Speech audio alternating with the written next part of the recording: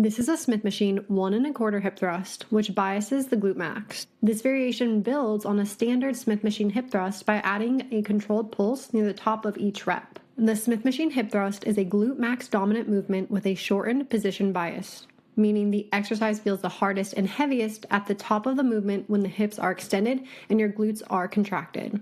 If you haven't already mastered the standard Smith machine hip thrust or need a full in-depth tutorial for setup on the Smith machine for a hip thrust, check out our demo video for that. I'll link it in the upper right-hand corner. For a quick setup reminder, position the bench behind you and place your upper back against it so the bottom of your shoulder blades are supported. At the top of the movement, your knees should be roughly level with your chest. Depending on your height and limb lengths, you may need a small box or plates placed underneath your heels to get into that position. The bar should be near your hip crease and your feet set about shoulder width apart with the toes pointing forward. At the top of the movement, your shin should be close to vertical and your knees near a 90-degree angle. Brace your core, keep your ribs pushed down and stacked over your pelvis, and allow your chin to stay slightly tucked. To begin, unrack the Smith machine bar and align the bar into your hip crease. Let your hips travel down until your glutes are fully stretched at the bottom.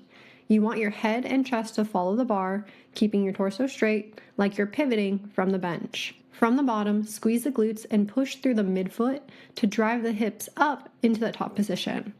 At the top position, lower your hips only a quarter of the way down, then immediately squeeze the glutes to drive back up to full extension again. That is the quarter rep, and the end of one full complete rep. After completing the quarter rep, you will start the next rep. Descend all the way back down to the bottom, drive up all the way, bring it 1/4 of the rep down, drive back up, and repeat. Throughout the movement, you want to focus on smooth, controlled movement rather than bouncing or using momentum. It can get confusing and easy to forget what rep you are and where the heck you are. So for me, it helps to count. I'll count 1 rep, 1/4. 2 reps, 1/4. 3 reps, 1/4. 4 reps, 1/4. And that cadence really helps me kind of keep a good, at least ballpark of where I'm at in the rep scheme. So let's talk about some common mistakes. A common mistake is overextending the lower back at the top by arching instead of maintaining that nice neutral pelvis.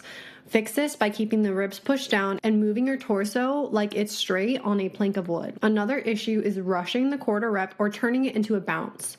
The pulse should be deliberate and controlled to keep tension on the glute rather than just rushing and using momentum. If we do it, we want it to count. Adding pauses at the top and bottom can be helpful if you're struggling with rushing.